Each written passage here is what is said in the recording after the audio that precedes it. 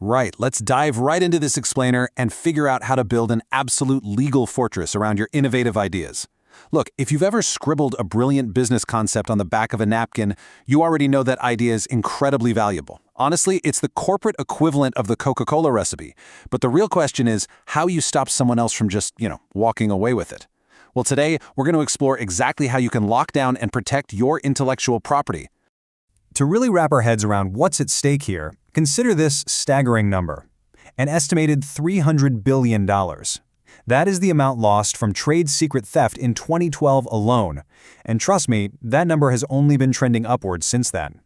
Between intense industry competition, massive financial incentives, and the ever-growing threat of computer hacking, keeping your business strategy secure, it's no longer just a good idea. It is literally an absolute necessity for survival. So, our roadmap today comes directly from a fascinating, deep dive analysis published in the Journal of Business Studies Quarterly. This research completely pulls back the curtain on how state and federal laws operate, and more importantly, how you can actually leverage them to protect your most vital assets. Here is our agenda for the explainer today. Number 1, the costly secret theft. Number 2, the anatomy of a business plan. 3, the Uniform Trade Secrets Act. 4, the 3 pillars of protection. 5, alternative legal shields. And finally, number 6, the practical steps to protect your ideas. Let's get into it. Section 1. The costly secret theft. Understanding the scale of intellectual property theft. It is a hyper-competitive world out there right now. Think about it.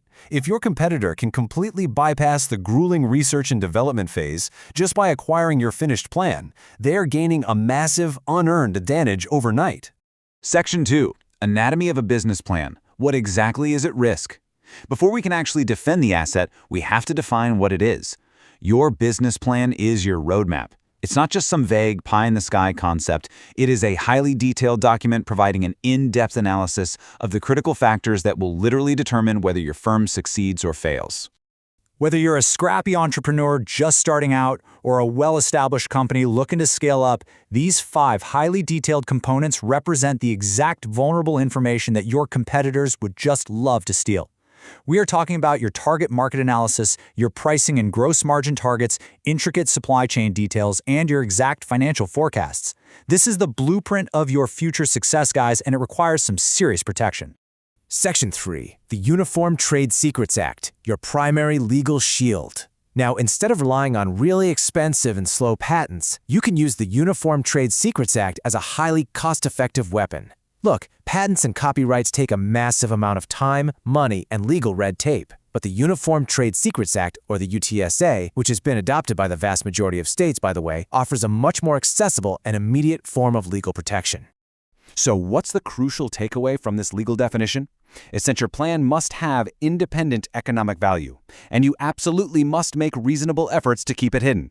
If someone acquires this information through improper means, we're talking theft, bribery, or breaching a confidentiality agreement, the UTSA steps in. It allows you to seek injunctions to stop them in their tracks, as well as pursue massive financial damages. Moving to Section 4, 3 pillars of protection: information, value, and secrecy. Let's break down those legal requirements into the 3 main pillars you need to establish a valid claim of misappropriation. Because if you want to take a thief to court and actually win, you have to prove that these 3 elements existed well before the theft even happened.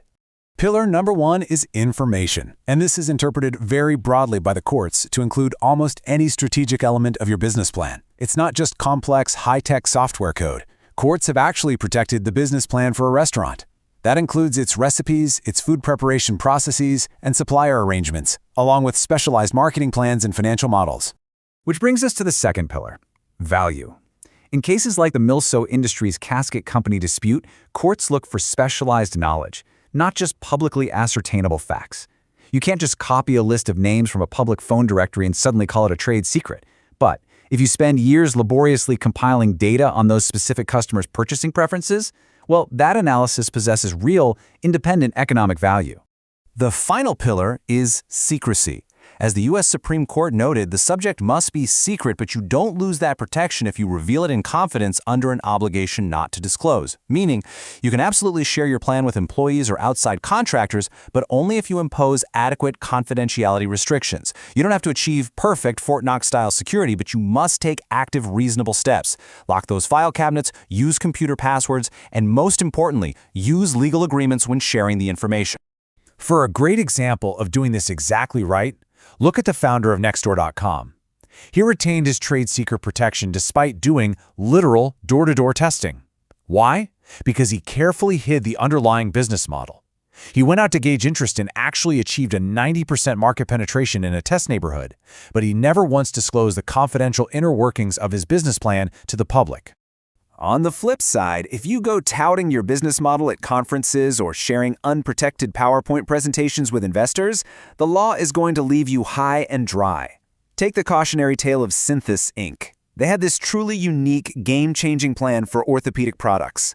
But because they carelessly shared it in PR campaigns and with investors without non-disclosure agreements, the court ruled that they completely forfeited their trade secret status.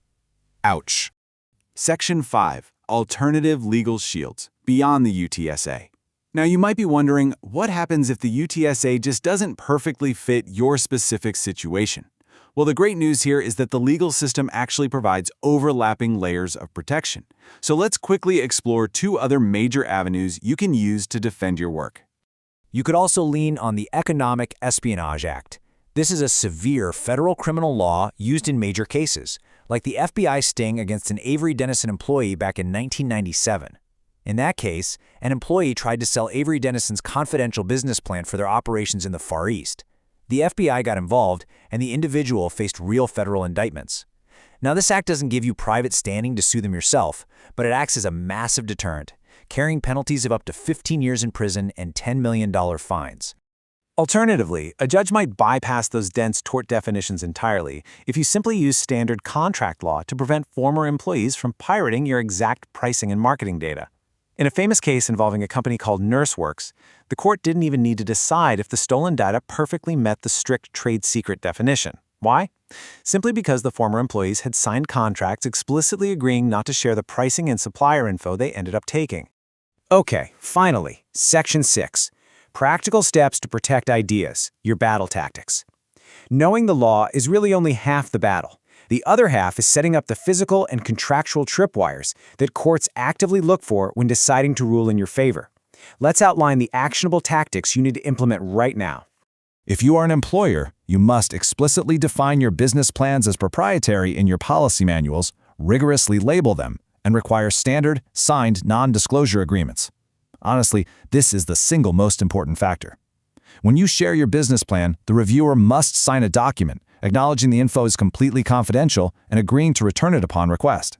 And don't just file it away. You should be routinely reminding your team about these policies.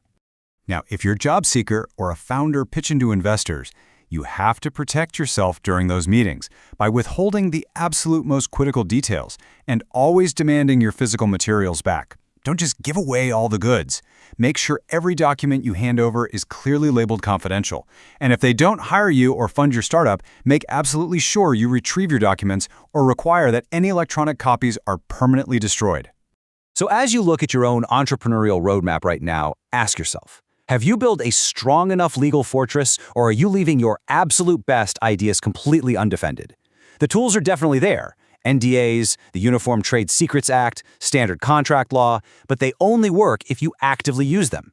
Take a really hard look at how you share your ideas tomorrow, because in the business world, a secret is only a secret if you actually treat it like one.